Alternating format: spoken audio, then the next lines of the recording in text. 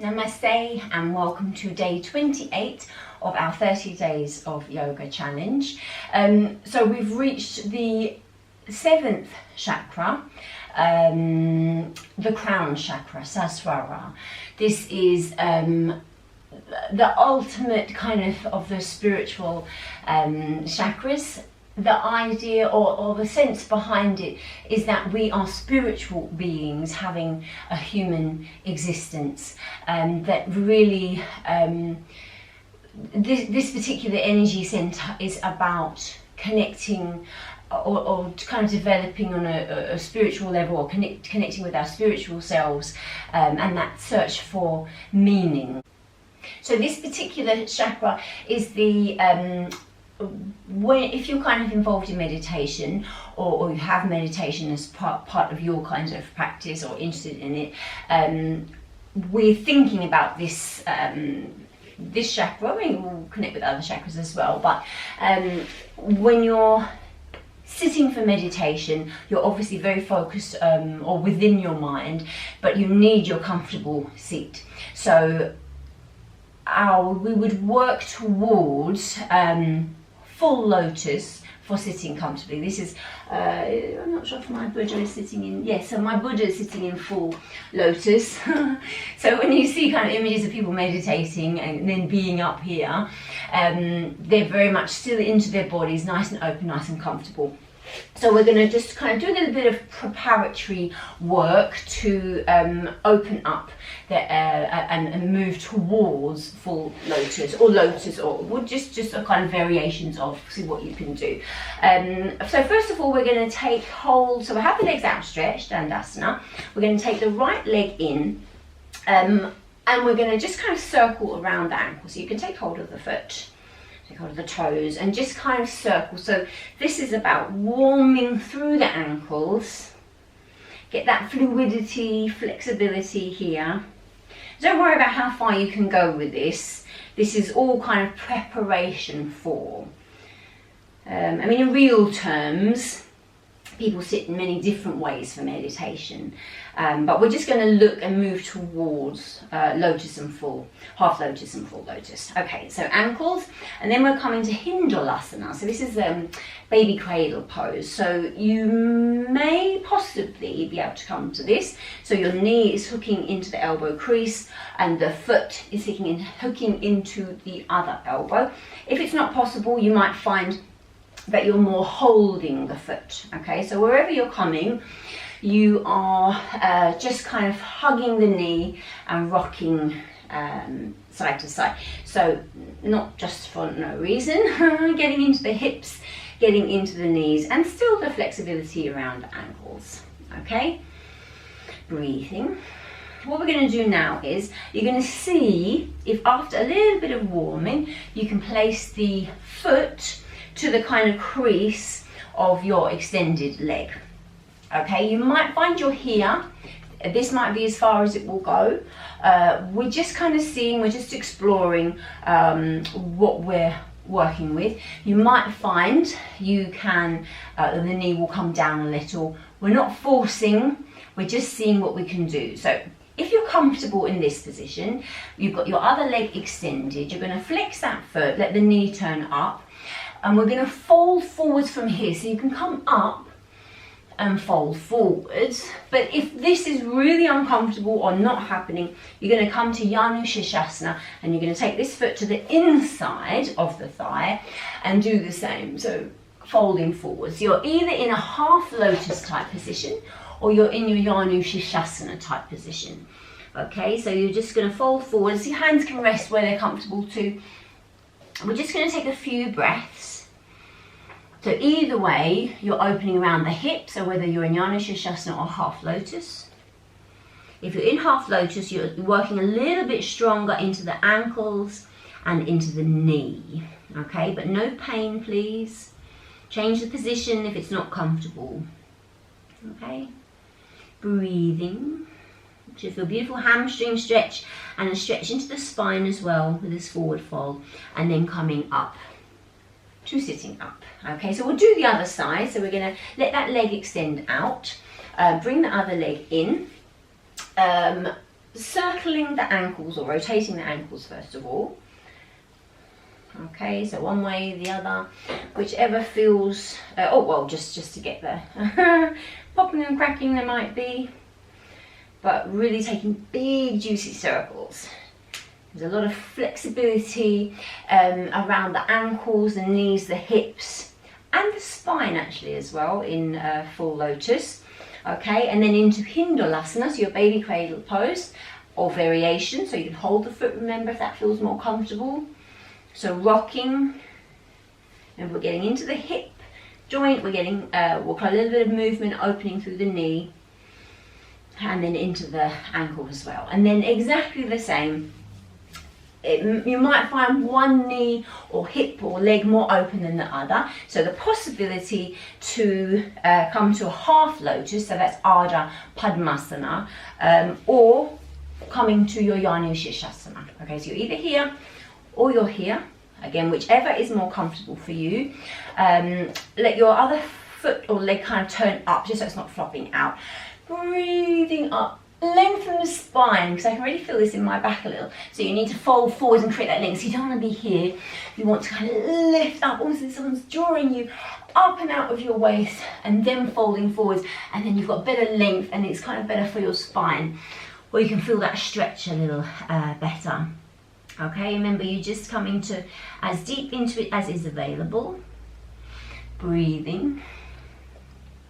I'm aware that half lotus or this kind of positioning will be very strong for many of you.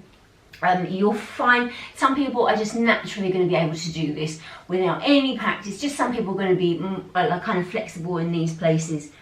And others are going to have to take the time to open the ankles, to open the hips a little bit more, and to be comfortable around the knees. But we're not forcing, we're just going with what's available in the body and then coming slowly up.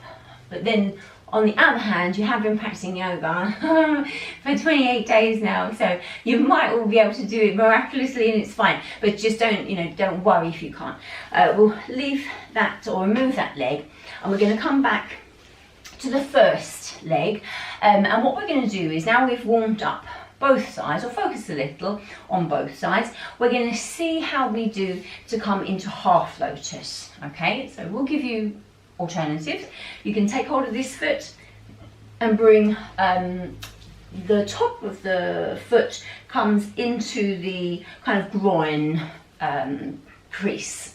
Okay, so this might already be too much, in which case let's come to cross-legged. Okay, so don't force it, just think about sitting up tall. So if you're in cross-legged, just think about sitting up tall. Okay, so this is your possibility for half lotus. This might be available. Again, that knee might be up a little, it's fine, you just start where you are. If you feel that you can go a little bit further, then you take the bottom leg out, and then we're going to see if we can, and again, do not force this, we can see if we can slide that foot on top. Okay, it's just to kind of play with it. Again, it'd probably be just a handful of you who are actually comfortable with full lotus Padmasana, but I want to make sure that I'm covering everybody. And then we'll just draw up through the spine. So whether you're cross-legged, half lotus, lotus, we'll just sit up nice and tall. And we're going to breathe the arms up. So breathing in, arms up. Exhale down through prayer at the heart center. Doing the same again. Breathing in. And exhale. Prayer at the heart center. Okay. And then we're going to release, so we'll release the legs that we're going to do to the other side. So you might need to help them. And then exactly the same. So if we bring the legs back out again, we take you started with the right leg on top, so we're going to start with the left leg on top this time.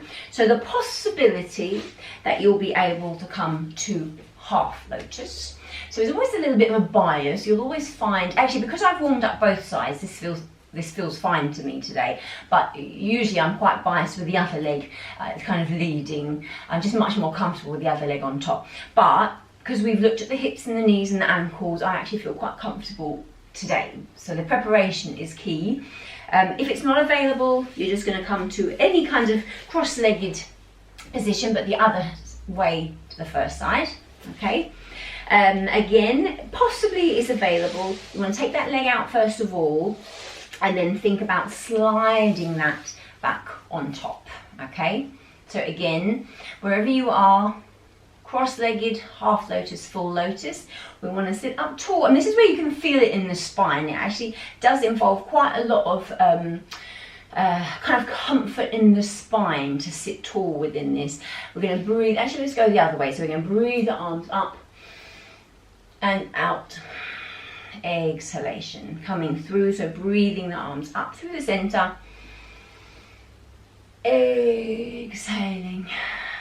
Okay, so there's your half lotus, full lotus, and this would be your seat for meditation. Okay, so eventually it's okay for a couple of minutes, but after a while it can start to get very strong. So I'll just help our legs out. Okay, so you should be a little bit buzzing around your ankles and your knees and everything now. So we're going to come get the rest of the body involved. It was important to prepare though, to take a little bit of time with that. And we're going to come onto all fours, and we're going to come through our little flow. So down through cobra, through kind of cat, and then back into child. So keep the elbows hugging in, lowering, sliding through, so into your cobra, press back. Through your kind of cow or cat pose, press back to child's pose, and do the same again, hugging those elbows in, moving through, up and back, and then last time keep those elbows hugging in, sliding through cobra, cat, and then moving towards child's pose. But we're going to tuck the toes and we're going to lift ourselves up into downward facing dog. Okay, so just relax the head, the neck, shoulders away from the ears, breathing, and then we're going to step feet towards the hands, hands to the hips, and roll up slowly to standing. Okay, so from here we're going to step open, and we're going to move into Trikonasana. I'm just going to move my mat a little bit because we're going to move towards Arda Chandrasana. So if you've got a block or something you can use as a block, so this kind of block, then grab that, have that to hand. Okay, so I'll just move that over there. So we're setting up for Trikonasana, so a stance about 3 feet apart. You're going to have your hands or your arms to shoulder height. Front foot is kind of turned out, back foot turned in if the knee's happy, otherwise keep that open. And then we're going to reach, a little kind of throw of the hip. Hip is open, shoulders open, and then just coming down into your variation of triangle pose. So you might be hand to the hip, you might be arm up, you might be arm over, okay? So if you've got your block and you want to use it, you place the block to the inside of that front foot, and then the same arm positioning. So either resting to the leg or resting onto a block. So arm up or over, and we'll just take a couple of breaths here. So you see what you're comfortable with doing. Gaze might be up, but you might keep the gaze forwards or turned down. So you just see what feels comfortable. Okay, we're going to come up, so nice and strong up to standing. And then we're going to move into Arda Chandrasana. So if you're using your block, it's going to be about a foot or so in front of your foot. But equally, you can take your hand down to the mat, or you can pile up some cushions, okay? So we're finding our hand to the block or down to the mat. Find the balance. Okay, and then this leg is coming up to about parallel. Okay, you can go a little bit deep. I'll go a little bit deeper down, and then you can feel it a little bit more as an inversion. So you've got that flow a little bit more to the head. Again, the gaze might be up. You might keep the hand to the hip. You might have the gaze down. You just see what's available. Okay, breathing. So Arda Chandrasana, half moon pose. Option, Arda Chandra Chapasana, to find that back foot. So the possibility to bind it. Okay, breathing, and then we'll release the foot and we'll come nice and strong up up to standing. Okay, exactly the same to the other side. So if you used the block, taking the block to the other side of the mat.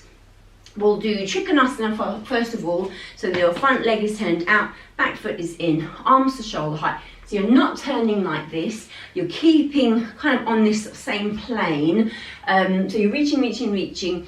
You're not kind of opening the hip so much. Sometimes if you find that your hands down to the floor, it's because you've opened the hip too much. If you're keeping nice and open with the shoulder and the hip back, you're less likely to go all the way down. No, it's not impossible, of course you can. Again, if you're using the block, you might have that to the inside of the front foot. You just see what's available here with the arm, whichever is comfortable.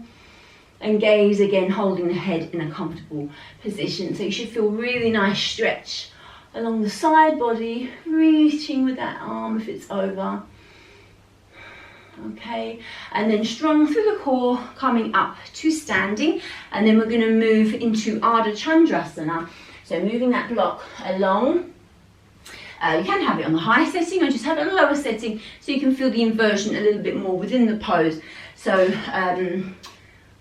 we're going to come here, so you're going to find your hand. I feel we're with it that low. Let me take it here for the minute.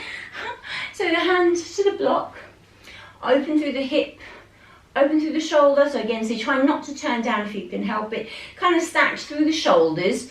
And then you obviously your gaze, arm placement, however you did on the first side possibly. You might stay active through that leg, or you might just kind of have the toes soft. And breathing. Okay, so your half moon pose, gaze can come up. And then if you bound it on the first side, you might want to bind it this side. Try not to put all the weight into the block. Obviously, if your hands to the floor, you're in a slightly different angle, and you might feel a bit more stable. It's just to not put all the weight in, or and all your kind of belief into that block. So just a gentle, gentle support. Okay, let go of the leg, and then nice and slowly up to standing, and we'll just come down. Let's just come and bring the feet together.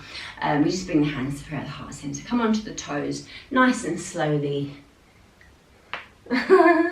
down to a squat. Okay, and just take a couple of breaths here. So you might be on your toes, you might be on your heels. If it's an uncomfortable toe thing, then just press the heels down. A couple of breaths, and then just come down to sitting. Okay, so just a couple more postures. I'll just move the blocks out of the way. We will have a look at Shashankasana. I don't know if I did this already in these 30 days. I might have done. Yeah, I might have done hare pose. Hare like rabbit, not hare. So let's come down. Oh yes, I did, because we were looking at the sweet spot. So we're going to find or come back to that sweet spot, the flat part of the head. So it's not the forehead, or you roll into that flat part. Okay, so obviously when we're working with the crown chakra, so there's lots of different ways we can stimulate the crown chakra, but we are now physically getting onto the crown chakra is at the skull part of the head. So you've got the weight into it, but not too much weight. You can, if you can, you're kind of huddling in a little bit so you can hold the back of or hold around the heels. So this is a possibility. If it feels too far to reach, and you can feel that stretch across the back here, you might find that you're going to hold the back of the thighs instead. Okay, so if you're holding around the heels, you're going to be stretching or feel that stretch across the upper back as well.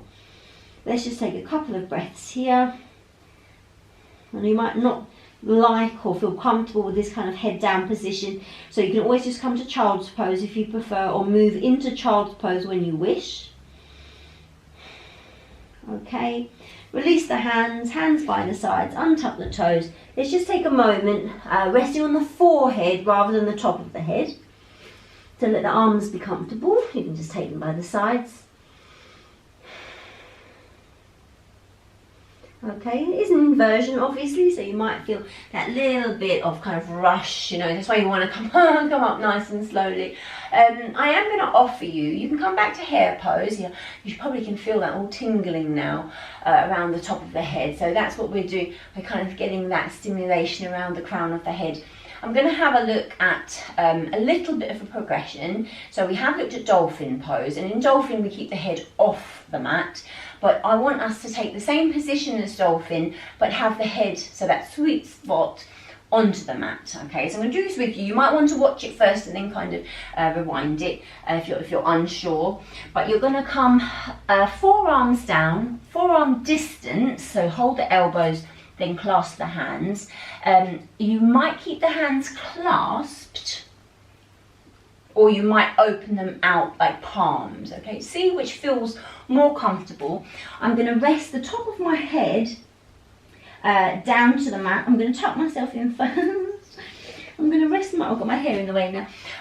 So forearm distance apart, hands clasped or open but still interlaced. Top of the head down to the mat, and you might just kind of stay here. So this is already a slightly different position to hare pose, not on the forehead but on that kind of flat part. If you want to go a little bit deeper, you're going to lift the knees, so lift the knees. Actually I'm going to keep fists, that feels a little bit more secure. So lifting the knees, and then possibility, so you might just stay here, or you might walk the toes a little bit closer. Okay, so I'm not putting pressure into my head, I'm just really strong through my arms and my shoulders. Okay, like I've got this really good strong support of my shoulders and my arms. So you don't have to walk too close with the toes. Again, just take a couple of breaths. If it doesn't feel good, if it feels you don't feel sure about it, just bring the knees down, okay? And come back to child's pose. If you're still with me and you want to go a little deeper, all we're going to do is possibly take one foot off. Okay, so it's a kind of one-legged headstand. Remember, I'm not putting pressure into my neck or my head. All that effort is in my arms, okay? Shoulders and arms. Let's take that leg down. Remember, if you need to come out at any point, come out. Other leg up. So we're just kind of playing with it, and just if you still feel okay, and then taking that leg down. Okay, you're not putting weight into your neck. It's important to remember that. And then we'll untuck the toes. We're going to stay down. So we'll release the arms, release the hands. Arms by the sides, or you might rest the head onto the arms, forearms. Yeah, I think I'll take mine onto my forearms and lift up a little. And you should feel a bit of a buzz around the head.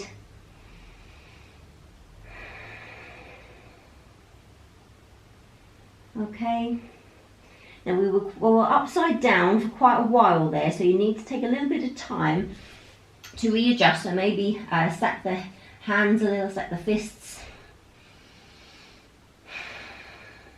Okay, and then just slowly up, to sitting up. Okay, so that was really well done. Quite some strong, I didn't intend that we were going to do all these kind of strong postures initially, but this is the best way to be aware of the working with the crown chakra. So those postures for meditation, stimulating the Sahasrara, so the chakra to the top of the head. You do have to be really mindful. All that effort, it's a bit like shoulder stand. It's not into the neck, it's the shoulders. So, okay, even though it's called headstand, you're not standing on your head. Not everything is on your head. That's a different posture. That would be Niralamba Shirshasana. So that's when you see people with no hands in headstand. So that, I don't think that's very often. But all that effort is in the arms and the shoulders. So all the work is in the arms and the shoulders. It's very strong here, but nothing in the neck, and only just touching the crown of the head. Okay, so important to remember that. So if you managed the stronger postures today, then well done.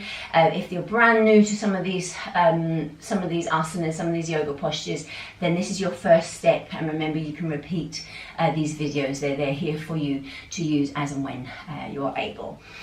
So we're just going to close our practice.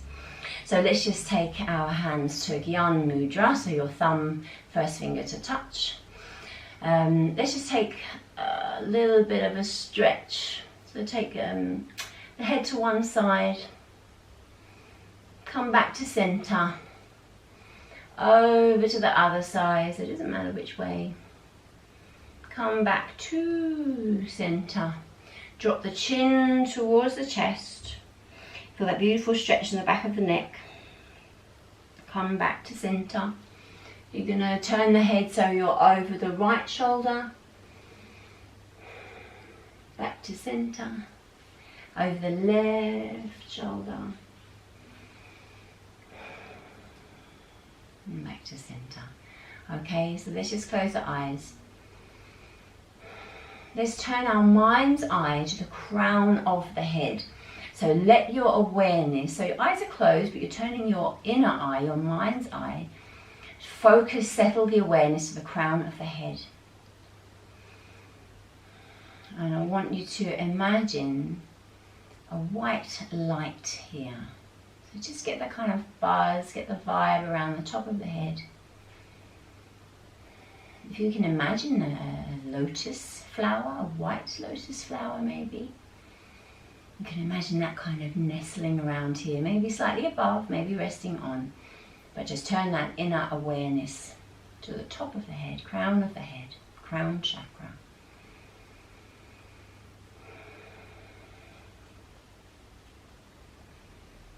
And then I want you to imagine this white light now just kind of cascading over the body, so down sides of the head, over the shoulders, over the arms, into the earth. And then breathing this light back up through the body, so drawing the light up through the seat, center of the body to the crown of the head again, and then coming out, almost like a waterfall of light coming outside the body. Down into the earth, underneath, back round, up through the seat. We'll do this one last time. So a little bit of visualization, surrounding ourselves in this healing white light. Over the shoulders, the arms, into the earth. And back round again. And then let it settle around the crown of the head. Okay, and then you can release the visualization when you're ready.